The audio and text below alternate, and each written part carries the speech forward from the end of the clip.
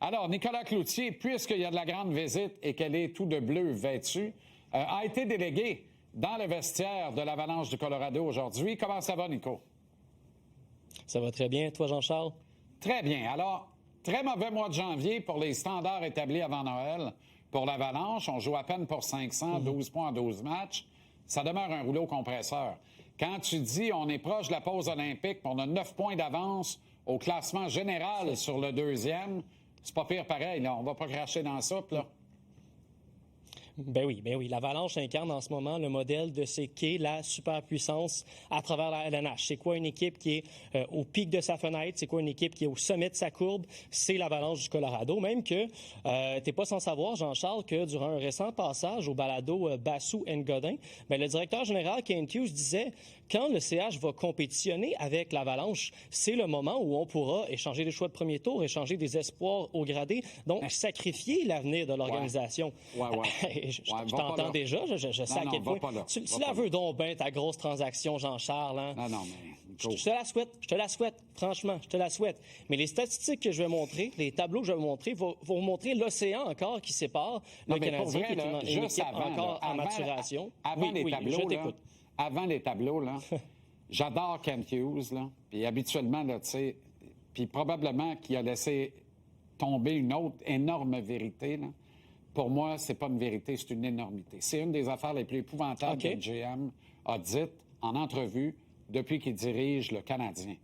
Tu peux pas dire, quand on va se comparer à l'Avalanche du Colorado, on va penser céder un haut choix de repêchage. Arrête, là. Fin de la parenthèse, parce qu'on va passer une demi-heure là-dessus. Puis moi, je veux passer un bon moment avec toi, puis une belle soirée. Mais celle-là, là, j'ai toutes mes dents, sont bien... J'ai aucun partiel. Il a fallu que j'en ramasse à terre sur celle-là. On revient pas encore. Je sais pas si on va passer un bon moment, Jean-Charles, parce que moi, je suis d'accord avec Kent Hughes. C'est sûr, je suis d'accord avec Kent Hughes à cause des tableaux que je vais vous... Montre-moi ça. Ça. Okay. Donc, voici l'océan qui sépare le Canadien des équipes de la tête de la Ligue nationale. Donc, les victoires en temps réglementaire, c'est pas compliqué. L'Avalanche en a 14 de plus que le Canadien de Montréal. Le Canadien de Montréal qui est quand même à la traîne par rapport aux autres équipes de la Ligue nationale de hockey. Et on voit l'Avalanche a même plusieurs victoires d'avance par rapport à la deuxième équipe au classement chapitre qui est le Lightning. Et si on peut aller au deuxième tableau, là, c'est encore plus frappant, Jean-Charles, c'est le différentiel de but. L'Avalanche. Plus 73. L'Avalanche inatteignable, l'Avalanche seule dans son île déserte. Et il faut descendre assez bas là pour retrouver le Canadien à égalité avec Ottawa, avec un différentiel de but à peine positif. Alors pour le fond de jeu, pour le jeu d'ensemble, le Canadien a grappillé des points. Le Canadien fait bonne figure en tant que plus jeune équipe de la LNH, mais on n'est pas encore prêt à compétitionner avec les titans que sont le Lightning de Tampa Bay, qui est dans l'Est et dans la même section que le Canadien, soit dit en passant, et l'Avalanche du Colorado. Et c'est un peu ce que Kent Hughes tentait d'expliquer avec son propos, Jean-Charles. Mais t'es pas d'accord? Oui, on va revenir. On retournera à mon ami Claude Boivin ou si vous préférez Jared Bednar. Oui, je ne sais pas ça sort d'où. Le coach de l'Avalanche. Mais juste à dire, là, 5-5-2 en janvier.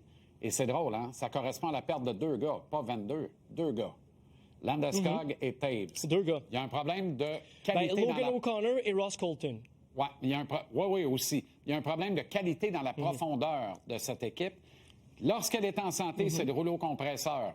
Tu perds 2 éléments, dont un très important, Devon Taves, qui est un des joueurs les plus sous-estimés dans le hockey actuellement. Et on voit que là, c'est plus difficile de te faire justice. Mais c'est une autre histoire. Oui, mais c'est ça, oui. Oui. C'est propre au calendrier olympique. Je pense qu'il y a beaucoup d'équipes qui traversent ça. Je pense qu'il y a beaucoup d'équipes qui auraient aussi de la difficulté en perdant son défenseur de première paire, celui qu'elle jumelle justement à Cale Makar, et son grand leader en Gabriel Landeskog. Oui, l'Avalanche est un rouleau compresseur, mais il y a beaucoup d'équipes qui pourraient en dire autant, qui seraient fortement impactées par des pertes aussi lourdes dans leur formation. Par contre, c'est vrai, on va se le dire, c'est un match qui est prenable ce soir pour le Canadien, puis pour plusieurs raisons, pour les raisons qu'on a mentionnées, la séquence que traverse l'Avalanche, mais aussi le fait que ça s'est pas très bien passé la veille contre Ottawa. Et je vais laisser la parole à l'entraîneur-chef Jared Bednar qui va le résumer. OK. Flat, almost the whole team. I don't want to group everyone into that because not accurate, but the bulk of our team flat. Oui, c'était vraiment ça. L'autre affaire, c'est comment le calendrier condensé en raison de la pause interminable olympique de 3 semaines vient influer les résultats. Parce que ce calendrier-là provoque la chute de joueurs importants dans des équipes importantes. Absolument. Ça change la donne. Fait qu'à l'état des forces, tout le monde en santé, en principe, ou joue avec même 70 de ses capacités en série, bien là, tu établis le power ranking. C'est sûr que le Canadien est loin de l'Avalanche, surtout si on ne complète pas de transactions.